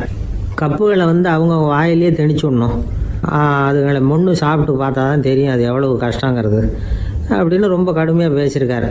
இது வேடிக்கையாக தெரிஞ்சாலும் இந்த யோசனையும் பதிவு செஞ்சுக்கிட்டாங்களாம். இப்படி பல யோசனைகள். கடைசியாக எல்லாத்தையும் படித்து பார்த்துட்டு பரிசீலனை பண்ணாங்க. அப்புறம் தான் யோசனை வந்தது. இவர் வேடிக்கையாக சொன்னது, கப்புகளை அவங்கவுங்க வாயிலே திணிச்சு சாப்பிட சொல்லணும், அதுதான் தண்டனைன்னார்ல, ஏன் அப்படி சாப்பிட்றது மாதிரியே கப்புகளை தயார் பண்ண என்ன அப்படின்னு சிந்திக்க ஆரம்பித்தாங்களாம். ஆகா, அதுதான் சரின்னு ஒரு முடிவுக்கு வந்தாங்க. அதுலேருந்து உருவானது தான் இந்த வேஃபர் கப்ஸ். ஐஸ்கிரீமை சாப்பிட்டு முடிச்சதும் கப்பையும் சாப்பிட்டுடலாம். கோன் ஐஸ்கிரீம் சாப்பிட்றோம்ல, அதுதான். அமெரிக்காவில் மியாமி கடற்கரையில் ரொம்ப காலமாக இருந்துக்கிட்டு வந்த குப்பை பிரச்சனைக்கு இப்படி தான் ஒரு தீர்வு வந்துதான். இதுலேருந்து நாம் புரிஞ்சிக்க வேண்டியது என்னென்னா, நாம் அன்றாட எத்தனையோ பிரச்சனைகளை சந்திக்கிறோம், அதுக்கெல்லாம் தீர்வு உண்டு. அது எங்கே ஒளிஞ்சிருக்குன்னு கண்டுபிடிக்கணும். அந்த யோசனையையும் நல்லா தீவிரமாக யோசிக்கணும். யார் என்ன யோசனை சொன்னாலும் அதை வந்து அலட்சியப்படுத்தக்கூடாது, அக்கறையோடு கவனிக்கணும், அதை யோசித்து பார்க்கணும். ஒரு அம்மா தன்னோட வீட்டுக்காரரை ஒரு மனநல மருத்துவர்கிட்ட அழைச்சிட்டு வந்தாங்களாம். டாக்டர், இவருக்கு கோன் ஐஸ்கிரீம் பிடிக்கல, பேப்பர் கப்பில் இருக்கிற ஐஸ்கிரீம் தான் வேணும்னு அடம் பிடிக்கிறார் அப்படின்னாங்களாம். அது ஒன்றும் தப்பு இல்லையேன்னாராம் டாக்டர். இதுக்கு அந்த அம்மா சொன்னாங்களாம், இவர் கப்பு ஐஸ்கிரீம் வாங்குறதுல தப்பு இல்லை டாக்டர், பிரச்சனை அது இல்லை. அப்புறம் வேறு என்னென்னு கேட்டிருக்காரு. வாங்கினதும் ஐஸ்கிரீமை கீழே கொட்டிவிட்டு அந்த பேப்பர் கப்பை மட்டும் விரும்பி சாப்பிட்றார், அதனால தான் உங்ககிட்ட அழைச்சிட்டு வந்தேன் அப்படின்னாங்களாம். அம்மாக்காரங்களுக்கு அடிக்கடி ஏற்படுற கவலை ஒன்று உண்டு. அதாவது குழந்தை சரியாக சாப்பிட மாட்டேங்குதே அப்படிங்கிற கவலை. இவங்கெல்லாம் ஒரு விஷயத்த நல்லா புரிஞ்சுக்கணும். குழந்தைகள்ங்கிறவங்க பெரியவங்க மாதிரி இல்லை. அவங்க கடிகாரத்தில் மணியை பார்த்துட்டு சாப்பிட்றதுக்கு உட்கார்ற ரகம் கிடையாது. பசிச்சா சாப்பிடுவாங்க, இல்லைன்னா விளையாடுவாங்க அல்லது தூங்குவாங்க. அது புரியாம அவங்கள கட்டாயப்படுத்தி அல்லது மிரட்டி சாப்பிட வைக்கிறது ரொம்ப தப்பு. ஒரு 8 மாச குழந்தைக்கு 3 மணி நேரத்துக்கு ஒரு தடவை பசிக்கும்.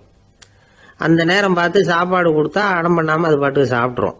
அதே குழந்தைக்கு 1 வயசு ஆகிறப்போ 4 மணி நேரத்துக்கு ஒரு தடவை பசிக்கும். இந்த வயசுல இயற்கையாகவே பசி குறைஞ்சிருக்கும். அது புரியாமல் என் குழந்தை முன்னாடி மாதிரி இப்போ சரியாக சாப்பிட மாட்டேங்கிறான் அப்படின்னு சில பேர் டாக்டர்கிட்ட போய் சொல்லிக்கிட்டு இருப்பாங்க. இன்னொரு விஷயம், ஒரு குழந்தைக்கு வயசு அதிகமாகிற வேகத்துக்கு உடம்பு எடையும் அதிகமாகிக்கிட்டே போகாது. உடம்பு எடை அதிகமாகிற வேகம் குறைஞ்சிக்கிட்டே வரும். 6 மாத குழந்தைக்கு ஒரு வாரத்தில் 150 கிராம் எடை கூடும். ஒரு வயசுல வாரத்துக்கு 71 கிராம் எடை கூடும். இது புரியாம அதிகமாக சாப்பாட்டை கொடுத்து குழந்தைய கஷ்டப்படுத்தக்கூடாது. ஏன்னா அளவுக்கு மீறின உணவு அஜீரணத்தை உண்டு பண்ணிவிடும். குழந்தைக்கு ஒரு தட்டில் கொஞ்சமாக ஆகாரத்தை வச்சு கொண்டுகிட்டு போய் கொடுக்கணும். மலை மாதிரி குவிச்சு வச்சா அதை பார்த்ததுமே பசி அடங்கி போயிடும். அடித்து மிரட்டி பயமுறுத்தி குழந்தைய சாப்பிட வைக்கிற பழக்கம் இருக்கு பாருங்க, அதுக்கு ஃபுட் ஃபோர்ஸிங் அப்படின்னு பேர். இப்படி பண்ணினா குழந்தைக்கு சாப்பாட்டில் விருப்பம் குறைஞ்சிரும், அதை கண்டாவே வெறுக்க ஆரம்பிச்சிடும். அது மாதிரி உளம் சார்ந்த பசி குறைவு, சைக்கோஜெனிக் அனோரெக்சியா, அது ஏற்படுமா. சாப்பாடுங்கிறதே ஒரு தண்டனை மாதிரி தோணும். குழந்தைகளுக்கு பிடிச்ச மாதிரியான ஆகாரத்தை கொடுக்கணும். சத்து அதிகம் இருக்குங்கிறதுக்காக அதுக்கு பிடிக்காத ஆகாரத்தை கொடுத்து கட்டாயப்படுத்தக்கூடாது. குழந்தைகளுக்கு 2 வயசு ஆகிறப்போ இயற்கையாகவே எதிர்மறை குணம் உண்டாகும். அதாவது அந்த எதிர்மறையாக பேசுறது. இது மாதிரி சமயங்களில் நாம் என்ன சொல்கிறோமோ அதுக்கு நேர்மாறாக நடந்துக்கும். ஏட்டிக்கு போட்டி, சாப்பிட சொன்னால் விளையாட போவோம், விளையாட சொன்னால் சாப்பாடு கேட்கும். இதை புரிஞ்சுக்கிட்டு நடந்துக்கணும். குழந்தை சொன்ன பேச்சை கேட்கலேன்னு கோவப்படக்கூடாது.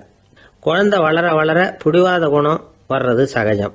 கேட்டதை வாங்கி கொடுத்தாதான் சாப்பிடுவேன் அப்படின்னு பிடிவாதம் பண்ணும். வாங்கி கொடுத்து விடுறது தான் உத்தமம்.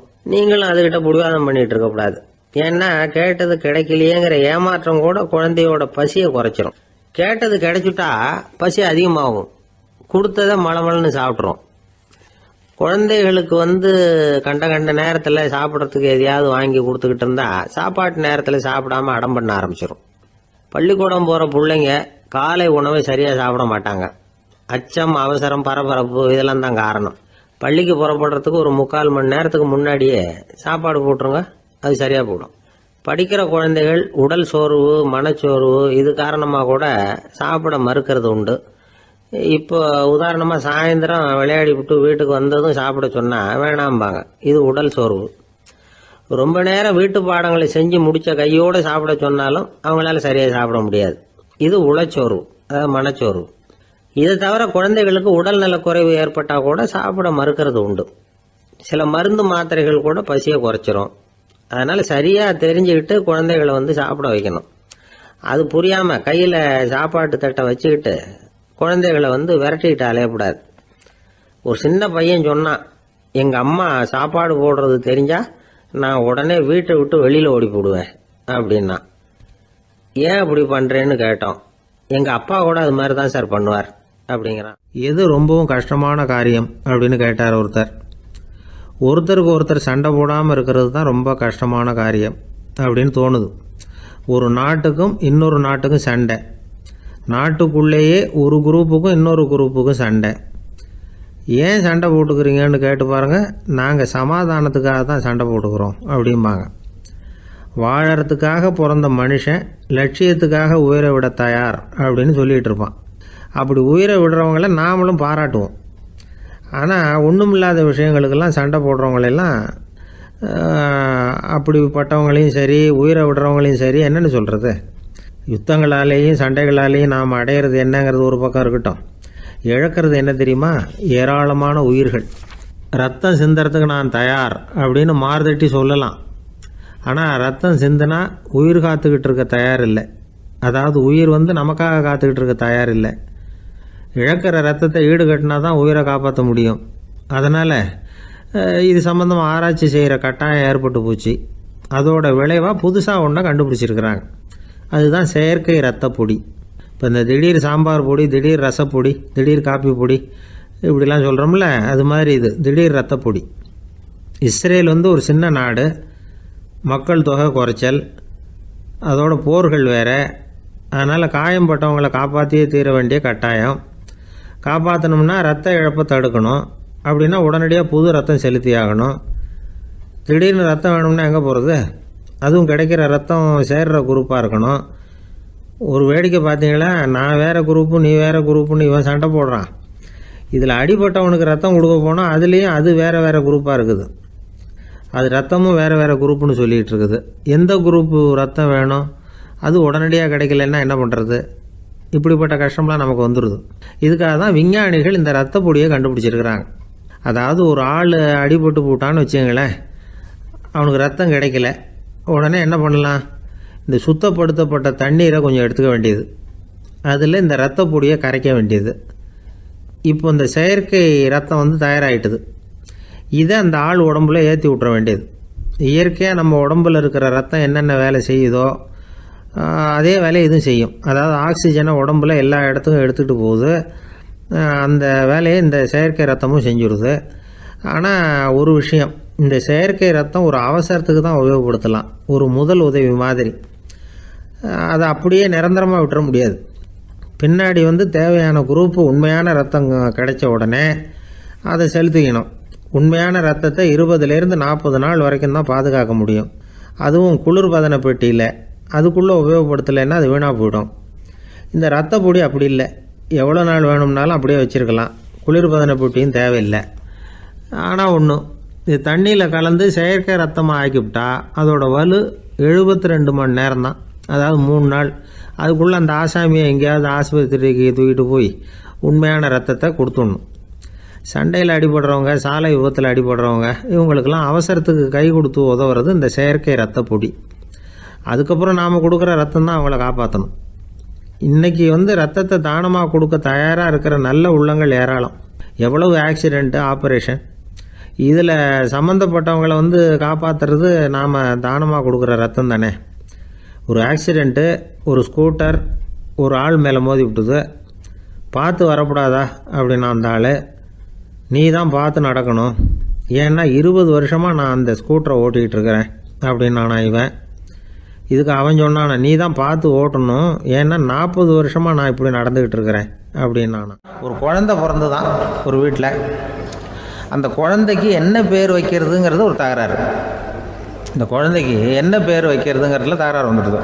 யார்? கணவனுக்கும் மனைவிக்கும். அவன் என்ன சொல்கிறான், எங்கள் அப்பா பேரை தான் வைக்கணுங்கிறான் அவன். இந்த அம்மா என்ன சொல்லுது, இல்லை எங்கள் அப்பா பேரை தான் வைக்கணும் அப்படிங்குது. இது காலையிலேருந்து சண்டை, தகராறு. எதிர்த்த வீட்டுக்காரன் பார்த்தான், இது என்ன காலையிலேருந்து எதிர்த்த வீட்டில் தகராறு நடக்குது, என்னென்னு போய் கேட்டிருக்கான். என்னம்மா உங்களுக்கு உள்ள தகராறு, காலையிலேருந்து பார்த்தேன் அப்படின்னா. ஒன்றும் இல்லைம்மா, எங்கள் குழந்தைக்கு பேர் வைக்கிறதுல எங்களுக்கு உள்ளே ஒத்து போக முடியல, நான் வந்து எங்கள் அப்பா பேரை வைக்கணுங்கிறேன், அந்த அம்மா அவங்க அப்பா பேரை வைக்கணுங்குது, அதுதான் எங்களால் குடும்பத்தில் ஒரு நிம்மதி இல்லாமல் இருக்கிறோம், தகராறு பண்ணிகிட்ருக்கோம் அப்படின்னு நானா. அப்போ எதிர்த்த வீட்டுக்காரன் சொல்லியிருக்கான், எதிர்த்த வீட்டுக்காரன்னு நான் எதுக்கு இருக்கிறேன், நான் பஞ்சாயத்து பண்ணி வைக்கிறேன், உங்களுக்குள்ளே என்ன இது பேர் தானே வைக்கணும், ஏன்ப்பா உங்கள் அப்பா பேர் என்ன அப்படின்னு அவனை கேட்டிருக்கான். எங்கள் அப்பா பேர் சீனிவாசன் அப்படின்ட்டுருக்கான். இந்த அம்மாவை உங்கள் அப்பா பேர் என்னம்மா, கிருஷ்ணன் அப்படின்னு சொல்லி. இவன் யோசித்து பார்த்தான், குழந்தைக்கு சீனிவாச கோபாலகிருஷ்ணன்னு பேர் வைங்க போங்க அப்படின்ட்டு போயிட்டான். ஏற்ற விட்டுக்கு தீர்த்து வச்சுட்டு போயிட்டான். போனதுக்கப்புறம் இவங்க 2 பேரும் பேசிக்கிட்டாங்க. சரி, இந்த சீனிவாசன் சரி, கிருஷ்ணன் சரி, நடுவில் கோபாலம் யார் அப்படின்னு சொல்லி அவனை போய் இழுத்துட்டு வந்தான். எழுத்து வீட்டில் போய், அது யாரா, அது இங்கே வா, அது யாரா கோபாலன், அது எங்கள் அப்பா பேர், நீ அதை மட்டும் எதுக்கு விட்டு வைக்கிற, அதையும் சேர்த்து வச்சுட்டு போடான். அதாவது குடும்பத்தில் வந்து ஒரு கணவனும் மனைவியும் ஒரு சின்ன விஷயத்தில் கூட ஒத்து போகலன்னா இப்படி தான் ஏற்று வீட்டுக்காரன் பஞ்சாயத்துக்கு வருவான், கோபாலன்னு வந்து குறுக்க வருவான் ஒருத்தன். அப்படி அந்த அனுசரிப்புங்கிறது குடும்பத்தில் ரொம்ப அவசியம். கணவனும் மனைவி அது ஒன்றுக்கு மேலே இந்த கல்யாணம் பண்ணிக்கிறாங்க, அது ரொம்ப அவஸ்தை. ஒருவனுக்கு ஒருத்திங்கிறது நம்ம இதெல்லாம் சொல்கிறது. ஒன்றுக்கு மேற்பட்ட திருமணங்கள் வந்து சங்கடத்தில் தான் கொண்டு வந்து விடும். நிறைய சொல்லுவாங்க. உலகத்திலேயே ஒரு பெரிய இது என்ன தெரியுங்களா, இயற்கை வந்து நிர்ணயம் பண்ணுது. இப்போ வந்து நம்ம சில பேருக்கு எனக்கு பொம்பளை பிள்ளை வேண்டாம், ஆம்பளை பிள்ளை வேண்டான்னு சொல்லி இந்த ஸ்கேன் பண்ணி என்னென்னோ பண்ணிகிட்டு இருக்கிறாங்கல்ல. ஆனால் இயற்கை வந்து அந்த 50-50 ரேஷியோவை அது வந்து மெயின்டைன் பண்ணிகிட்ருக்கு. இந்த உலகத்தில் ஒரு அதிசயமான உண்மை என்னென்னா, 116 ஆம்பளை பிள்ளை பிறந்தா 100 பொம்பளை பிள்ளை பிறகுதான். உலக அளவில் 116 ஆம்பளை பிள்ளை பிறந்தா 100 பொம்பளை பிள்ளை பிறகுது. இது எதுக்கு 16 அதிகமாக பிறகுதுன்னா, அந்த வாலிப வயசு அடையிறதுக்குள்ளே 16 செத்து போகுது. 16 அங்கங்கே ஓடுறது கொஞ்சம் முரட்டுத்தனமாக போகிறதுனால செத்து போகுது. அந்த 50-50 இந்த ஒருத்தருக்கு ஒருத்தங்கிற ரேஷியோவை இயற்கை வந்து மெயின்டைன் பண்ணிட்டு இருக்கு. அது ஒரு பெரிய அதிசயம். அதை விட பெரிய அதிசயம் என்னென்னா, இந்த உலக யுத்தம் நடந்ததில்ல, முதல் உலக யுத்தம், 2வது யுத்தம், அப்போ பார்த்துருக்குறாங்க, கணக்கு எடுத்துருக்குறாங்க. அந்த யுத்தம் முடிஞ்ச பிறகு 116 ஆம்பளை பிள்ளைக்கு பதிலாக 160 170 பிறக்க ஆரம்பிச்சுதான். 100 பெண் குழந்தைக்கு 170 180 ஆண் குழந்தை. இது எதுக்குன்னா, அந்த போரில் செத்து போகுதில்ல ஆம்பளை பிள்ளைகள், அதை ஈடுகட்டுறதுக்காக அதிகமாக பிறக்க ஆரம்பிச்சிருக்கு. அந்த அளவுக்கு வந்து இயற்கை வந்து ஒரு பெரிய ரேஷியோவை மெயின்டைன் பண்ணுது. அதாவது ஒருவனுக்கு ஒருத்திங்கிறத அது சொல்லிகிட்டு இருக்கு. புறாவெல்லாம் வளர்த்திங்கன்னா, நான் கூட புறா வளர்த்துருக்குறேன் ஊரில்.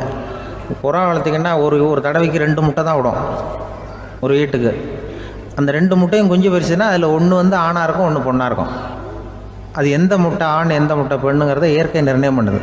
அதை வந்து நம்ம மாற்றவே முடியாது. ரெண்டையும் அந்த பெண்ணாவோ 2 ஆணாவோ மாற்ற முடியாது நம்ம. அதனால் அந்த இயற்கையை புரிஞ்சுக்கிட்டு நாம் நடந்துக்கணும். அதனால தான் ஒரு கணவன் ஒரு மனைவி, அதான் ஒருத்தருக்கு ஒருத்தங்கிறது. ஒன்றுக்கு மேலேனா சங்கடம் தான். ஒரு பஸ்ஸில் வந்து ரெண்டு பெண்கள் வந்துக்கிட்டு இருந்தாங்களாம். பஸ்ஸு பிரயாணம். 2 பெண்கள் வந்து பக்கத்தில் உட்காந்துருக்காங்க. அந்த கண்டக்டரை கூப்பிட்ருக்காங்க, இங்கே வாயா அப்படின்னு அந்த ஒரு அம்மா கூப்பிட்ருக்கு. என்னம்மா அப்படின்ட்டுருக்கார். வந்து இந்த ஜன்னலை திறந்து விட்டு போ அப்படின்னு. சரின்னு பக்கத்தில் இருந்த ஜன்னலை திறந்து விட்டு அவர் போயிட்டார். பக்கத்தில் இருந்தாமா உடனே இங்கே வாயா மறுபடியும் வாயான்னு கூப்பிட்ருக்கு. வந்து என்ன இந்த ஜன்னலை மூடி விட்டு போ அப்படின்ட்டுருக்கு. மூடி விட்டு போனார். மறுபடியும் அந்த முன்னாடி கூப்பிட்டது வாமா வாயான்னு மறுபடியும் கண்டக்டரை கூப்பிட்டு, என்ன இந்த பார், இந்த ஜன்னலை வந்து நீ மூடி வச்சின்னா நான் மூச்சு திணறி செத்து போடுவேன். அப்புறம் உடனே பக்கத்தில் இருந்தம்மா தபாரியா அந்த அம்மா பேச்சை கேட்டுட்டு நீ திறந்து வச்சின்னா நான் குளிர் தாங்காமல் செத்து போடுவேன் அப்படின்ட்டு அவர் தலையை பிச்சுக்கிறார் கண்டக்டர். என்னடா பெரிய ரொம்ப போச்சு, கொஞ்சம் தூரம் பிரயாணம், இதில் கூட அட்ஜஸ்ட் பண்ணி போகக்கூடாதா அப்படின்னு. அப்போ அந்த பஸ்ஸில் பின்னாடி ஒருத்தன் கடைசி சீட்டில் வெயில் தாங்காமல் சட்டையெல்லாம் கட்டி போட்டுட்டு ஒரு கிராமத்து ஆள் பீடி குடிச்சிட்டு வரான். அவர் கூப்பிட்ருக்கான் அந்த ஆள், அந்த கண்டக்டர், இங்கே வாயா அங்கே என்ன தகராறு அப்படின்னு. அந்த எதிர்த்து வீட்டுக்காரன் வந்தானே முன்னாடி பஞ்சாயத்துக்கு, அது மாதிரி கண்டக்டர் இங்கே வாயா, அவன் ஏன் நீ என்ன சொல்ல போகிற அப்படின்ட்டு வந்திருக்கான். சட்டையெல்லாம் கட்டி போட்டு பீடி குடிக்கிறான். பீடி புகையை ஊதி விட்டு அங்கே என்ன தகராறு அப்படின்னு கேட்டிருக்கான். ஒன்றும் இல்லையா, அந்த அம்மா வந்து ஜன்னலை திறந்தா செத்து போவேங்கிறது, இந்த அம்மா ஜன்னலை மூடுனா செத்து போவேங்கிறது, நான் என்னையா பண்ணுறது ஒரு ஆள், இதுக்கு ஏன் கவலைப்படுறேன், நான் சொல்கிறத கேள்வி, நான் தீர்த்து வைக்கிறேன் பிரச்சனையை அப்படின்னு சொல்லிவிட்டு பீடியை எடுத்துக்கிட்டு புகையை ஊதிவிட்டு சொன்னானா, கொஞ்ச நேரம் அந்த ஜன்னலை மூடி வை, அந்த அம்மா செத்து போவோம், அப்புறம் திறந்து வை, இந்த அம்மா செத்து போவோம், நாம் நிம்மதியாக போகலாம் அப்படின்னு சொல்லிட்டு பீடி குடிக்க ஆரம்பிச்சிட்டான். அவருக்கு கோவம் வந்துட்டுது கண்டக்டருக்கு. உனக்கு என்னையா நீ பாட்டுக்கு சொல்லிட்டு போடுவ, அந்த 2 அம்மாவும் செத்து போச்சுன்னா அவங்க வீட்டுக்காரனுக்கெல்லாம் யார் பதில் சொல்கிறது அப்படின்னா, கவலையே படாத, 2 பேருக்கும் நான் தான் வீட்டுக்காரன். அதனால தான் அந்த யோசனையை சொன்னேன் அவங்ககிட்ட. அப்புறம் இதுதான், இந்த ஒன்றுக்கு மேலே போச்சுன்னா அது இயற்கைக்கு விரோதம், இப்படிலாம் ஆகும். அதனால தான் அவன் அவ்வளவு ஒன்றுமே வேண்டான்ட்டு கடைசி பெஞ்சு இதில் போய் சீட்டில் உட்காந்துக்கிட்டான். அப்படி அது இயற்கையை புரிஞ்சுக்கிட்டு வாழணுங்கிறது முக்கியம். குடும்பத்தில் வந்து கணவனுடைய பங்கு என்ன, மனைவனுடைய பங்கு, குழந்தை குட்டிகள்லாம் சொல்லுவாங்க. அப்படி இருக்கணும். கணவன்கிறவனுக்கு நிறைய சகிப்புத்தன்மை தேவைப்படுது. கிராமத்தில் ஒருத்தன் வந்து தன்னுடைய நகங்களை வெட்டிக்கிட்டு இருந்தான். வெட்டி முடித்ததும் ஒரு வயசானவர் அவனை பார்த்து, அதையெல்லாம் அடுத்தவன் கண்ணில் படுறது மாதிரி போட்டுறாதப்பா, ஆபத்துன்னார். என்ன ஆபத்துன்னு கேட்டான் இவன். எவனாவது பில்லி சூனியம் வைக்கிறவன் எடுத்துட்டு போயிட போறான் அப்படின்னாரு அவர். வேண்டாத ஒருத்தனுக்கு ஏதாவது கெடுதல் பண்ணணும்னா உடனே மந்திரவாதியை தேடி போறது உண்டு. மந்திரவாதி என்ன பண்ணுவார்னா, யாருக்கு சூன்யம் வைக்கணுமோ அவனோட காலடி மண்ணு, முடி, நகம் இதையெல்லாம் அவனுக்கு தெரியாம எடுத்துட்டு வா அப்படிம்பார்.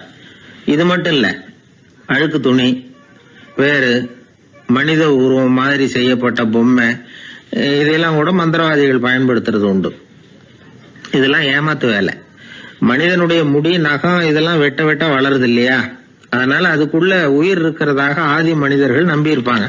அதனால மனுஷங்கிட்ட இருந்து அதெல்லாம் பிரிக்கப்பட்ட பிறகும் கூட அதுகளுக்கும் அந்த மனுஷனுக்கும் தொடர்பு இருக்கிறதாக அவங்க நம்பினாங்க. அந்த நம்பிக்கை தொடர்ந்து வந்து அதோட விளைவாதான் இன்னைக்கு மந்திரவாதிகள் நகத்தையும் முடியையும் எடுக்கிறாங்க. அந்த நகத்துக்கும் முடிக்கும் ஒரு பாதிப்பு உண்டாக்குனா அது சம்பந்தப்பட்டவனுக்கு போய் சேரும் அப்படிங்கிறது அவங்க நினைப்பு. அவ்வளவுதான் விஷயம். இது மாதிரி நம்பிக்கைகள் தான் இன்னைக்கு நகம், முடி இதையெல்லாம் மற்றவங்க கண்ணில் படும்படி போடக்கூடாது அப்படிங்கிற வழக்கத்தை உண்டாக்கி விட்டுது. ஒருத்தர் பேர் என்னன்னு கேட்டு தெரிஞ்சுட்டு போய் அந்த பேரை வச்சு அவனோட ராசி பலனை கணிச்சு அவனுக்கு ஏற்பட இருக்கிற கெட்ட நேரத்துல அவனுக்கு சூன்யம் வச்சா அது உடனே பலிக்கும் அப்படின்னு ஒரு நம்பிக்கை. அது மட்டும் இல்ல, சூன்ய தகட்டுல பேரை எழுதி புதைக்கிறதும் உண்டு. இதனாலதான் பெண்கள் கணவன் பேரை சொல்லாத பழக்கம் ஏற்பட்டுதான். அதாவது பேரை கேட்டுக்கிட்டு போய் ஏதாவது கெடுதல் பண்ணிவிட்டா என்ன பண்றது அப்படிங்கிற பயம். அப்படி ஆரம்பிச்ச பழக்கம்தான் இன்னைக்கு ஏதோ மரியாதைக்காக கணவன் பேரை பிறர் முன்னிலையில சொல்றது இல்லை அப்படிங்கிறது மாதிரி ஆயிட்டுது. மந்திரவாதிகள் நம்ம ஊர்ல மட்டும்தான் இருக்கிறாங்கன்னு நினைக்காதீங்க, உலகம் பூரா உண்டு. பிசி தீவில் வாழக்கூடிய மக்கள் என்ன செய்வாங்களாம் தெரியுமா? இது மாதிரி மாந்திரீகம், செய்வன, பில்லி, சூனியம் இதெல்லாம் தங்களை பாதிக்காம இருக்கிறதுக்காக வீட்டை சுத்தி அகழி வெட்டி அதுல தண்ணீரை நிரப்பி வச்சிருவாங்களாம். ஆஸ்திரேலியாவில் இருக்கக்கூடிய பழங்குடி மக்கள் கிட்ட ஒரு பழக்கம், ஏதாவது பழங்கள் சாப்பிட்டா அதோட விதைய தண்ணீர்லயோ அல்லது ஆத்துலயோ போட்டுருவாங்களாம். வெளியில போட்டுட்டா அதை எடுத்து செய்வினைக்கு பயன்படுத்திடுவாங்க அப்படிங்கிற பயம். இது மாதிரி உலகம் பூராவும் செய்வினையின் மூலம் அடுத்தவங்களுக்கு பாதிப்பை உண்டு பண்ண முடியும் அப்படிங்கிற நம்பிக்கை இருக்கத்தான் செய்யுது. பொதுவா எல்லா ஊர்லயுமே நகம், முடி, காலடி மண்ணு, மனித உருவ பொம்மை இததான் மந்திரவாதிகள் பயன்படுத்துறாங்களாம். இந்த பில்லி, சூனியம், செய்வினை இதுல இருக்கிற உண்மை என்ன தெரியுமா? நகமோ முடியோ எதையும் செய்யறது இல்ல, சம்பந்தப்பட்டவனுக்கு ஏற்படுற பயம் இருக்கு பாருங்க, அதுதான் பாதிக்கும். இது மனநிலையை பொறுத்த விஷயம், வேற விஞ்ஞான ரீதியான பாதிப்பு இதுல எதுவும் கிடையாது. நம்ம ஊர்ல ஏற்பட்ட பகுத்தறிவு சிந்தனைகள், மூட நம்பிக்கைகளை எவ்வளவோ குறைச்சிருக்குது. இருந்தாலும் ஏமாந்து போறவங்க இன்னும் இருந்துகிட்டு தான் இருக்கிறாங்க. இந்த காலத்துல சின்ன குழந்தைகளை கூட ஏமாத்துறது கஷ்டம். ஒரு குழந்தை கேட்டுதான், ஏன்பா பிரார்த்தனை பண்ணுனா நமக்கு எல்லாம் கிடைக்குமா அப்படின்னு தான். ஓ கிடைக்குமே அப்படின்னாராம் அப்பா. நீ வச்சிருக்கிறிய பேனா அது கூட கிடைக்குமா அப்படின்னு கேட்டுதான் குழந்தை. ஓ கிடைக்கும் அப்படின்னாராம். அப்படின்னா நீ வச்சிருக்கிற பேனாவை என்கிட்ட கொடுத்துரு, அதுக்கப்புறம் நீ பிரார்த்தனை பண்ணி வேற ஒரு பேனாவை வாங்கிக்கோ அப்படின்னு தான் அந்த சின்ன குழந்தை. இந்த உலகத்துல மனுஷன் எவ்வளவோ தவறுகள் செய்யறான், அதுக்கெல்லாம் என்ன காரணம்? அதை பத்தின ஆராய்ச்சி தான் இன்னைக்கு. இதுக்கு ஆராய்ச்சி என்னத்துக்கு, அது தெரிஞ்ச விஷயம் தானே அப்படின்னு நீங்க நினைக்கலாம். ஆனா அப்படி அலட்சியமா இந்த விஷயத்தை விட்டுறக்கூடாது. பொதுவா எல்லோரும் நினைக்கலாம் எது சரி எது தவறு அப்படின்னு தெரியாததுனால தான் மனுஷன் தப்பு பண்றான் அப்படின்னு. ஆனா அப்படி சொல்லிட முடியாது. மனுஷன் தெரிஞ்சே தான் தவறுகள் பண்றான். இப்போ உதாரணத்துக்கு ஒரு சாலையில இடது பக்கம் போக வேண்டிய ஒருத்தர் நடுக்கோட்டை தாண்டி வலது பக்கமா வண்டியை ஓட்டிட்டு போறாருன்னு வச்சுங்க. என்னப்பா இது தப்பு இல்லையா அப்படின்னு அவர்கிட்ட கேட்டா, அதெல்லாம் எனக்கு தெரியும், நீ உன் வேலையை பார்த்துட்டு போ அப்படிம்பார். வலது பக்கமா போறது தப்புன்னு தெரிஞ்சே தான் அவர் அப்படி செய்யறார், அப்படி போறார். பெரிய உத்தியோகத்தில் இருக்கிறவங்க கூட லஞ்சம் வாங்குறாங்க. அவங்களுக்கெல்லாம் லஞ்சம் வாங்குறது தப்புன்னு தெரியலன்னு அர்த்தம். திருடுறது தப்புன்னு தெரியாமலாம் மனுஷன் திருடுறான், நல்லாவே தெரியும். நீங்கள் வேணும்னா கேட்டு பாருங்க, வேற வழி இல்லை அதனால தான் திருடுறேன்பா. திருடுறது ஒரு புண்ணியமான காரியம்னு திருடனே கூட சொல்ல மாட்டான். திருடுறது தவறுங்கிறது திருடனுக்கு தெரியும் அப்படிங்கிறத விளக்கறதுக்காக ஒரு பெரியவர் ஒரு கதை சொன்னார்.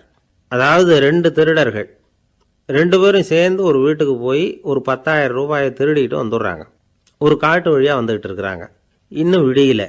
2 பேருக்கும் தூக்கம் கண்ணை சுற்றுது. சரி இப்படியே ஒரு மரத்தடியில் படுத்து தூங்குவோம், காலையில் விடிஞ்சதும் இந்த பணத்தை 2 பேரும் பங்கு போட்டுக்குவோம் அப்படின்னு முடிவு பண்ணுறாங்க. அதே மாதிரி படுத்து தூங்குறாங்க. நடு ராத்திரியில் ஒரு திருடன் முழிச்சிக்கிறான். விடிகிற வரைக்கும் காத்துக்கிட்டு இருந்தா 5,000 ரூபா தான் கிடைக்கும், இப்போவே கம்பி நீட்டினா 10,000 ரூபா கிடைக்கும் அப்படின்னு யோசிச்சு பார்த்துட்டு ஒரு முடிவுக்கு வந்தான். மெதுவாக அந்த 10,000த்தையும் சுருட்டிக்கிட்டு அடுத்தவனுக்கு தெரியாமல் ஓடி போயிட்டான். விடியுது. அடுத்தவன் எழுந்திரிச்சு பார்க்குறான், பணத்தையும் காணலை, பாகஸ்தனையும் காணலை. இந்த திருடன் அந்த திருடனை திட்டுறான், திருட்டு பய, அயோக்கிய பய, இப்படி அநியாயமாக கிளப்பிட்டு போட்டானே அப்படிங்கிறான். இதுலேருந்து என்ன தெரியுது? தெரியாமல் எடுத்துக்கிட்டு போகிறது திருட்டு, அயோக்கியத்தனம், அநியாயம் அப்படிங்கிறது இவனுக்கு தெரிஞ்சிருக்குது. அதனால தான் அடுத்தவனை பார்த்து இப்படி திட்டுறான். அதனால தெரியாததுனால மனுஷன் தவறு பண்ணுறான்னு சொல்கிறது சரியில்லை. அப்படின்னா மனுஷன் பண்ணுற தவறுகளுக்கு உண்மையான காரணம் தான் என்ன? இதே சந்தேகம் அர்ஜுனனுக்கும் வந்துதான். அதனால தான் அவன் பகவானை பார்த்து கேட்குறான், மனுஷன் தன் விருப்பத்துக்கு விரோதமாக ஏதோ ஒரு சக்தியினால பலாத்காரமாக இழுக்கப்பட்டது மாதிரி பாவம் பண்ணுறானே, அந்த சக்தி என்ன அப்படின்னு கேட்குறான்.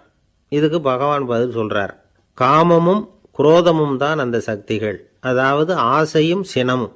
இது ரெண்டும் உன்னுடைய எதிரிகள் அப்படிங்கிறத புரிஞ்சுக்கோ அப்படிங்கிறார். இன்னமும் நுணுக்கமாக பார்த்தா காமத்தினுடைய மறு உருவங்கள் தான் குரோதமும் லோபமும். ஆசை நிறைவேறலைன்னா குரோதம், அதாவது கோபம். ஆசை நிறைவேறிட்டதுன்னா லோபம், அதாவது பேராசை. பாவத்தை கண்ட்ரோல் பண்ணணும்னா அதுக்கு மெயின் சுவிட்ச் எது அப்படிங்கிறது இப்போ தான் தெரியுது. அதுக்கு மனுஷன் தெரிஞ்சே தான் தவறு பண்ணுறான் அப்படின்னு பேசிக்கிட்டோமே. அதுக்கு ஒரு உதாரணம். ஒரு ஆள் ஹோட்டலில் சாப்பிட போனான், சாப்பிட்டு முடித்தான். எழுந்திரிச்சு வந்து முதலாளிகிட்ட பில்லை கொடுத்தான், காசை கொடுக்கல. முதலாளி பணம் கொடுன்னு கேட்டார். இவன் என்கிட்ட பணம் இல்லைன்னா. முதலாளி கொஞ்சம் கூட அலட்டிக்கல. உள்ளே இருந்து ஒரு ஆளை கூப்பிட்டார். இவனை கூப்பிட்டுக்கிட்டு போய் இட்லி மாவு ஆட்ட சொல்லுன்னார். இவனும் கவலைப்படாமல் உள்ளே போயிட்டான். அப்போது அழைச்சிட்டு போகிற ஆள் கேட்குறான், ஏன் சார் சாப்பிட்றதுக்கு முன்னாடி காசு இல்லைங்கிறது உங்களுக்கு தெரியாதா அப்படின்னு கேட்குறான். தெரியும், காசு இல்லைங்கிறதும் தெரியும், காசு இல்லாமல் சாப்பிட்டா மாவாட்டணுங்கிறதும் தெரியும் அப்படின்னா அந்த ஆள். அப்படின்னா நீங்கள் உங்கள் வீட்லேயே சாப்பிட்ருக்கலாமே அப்படின்னு கேட்குறான்.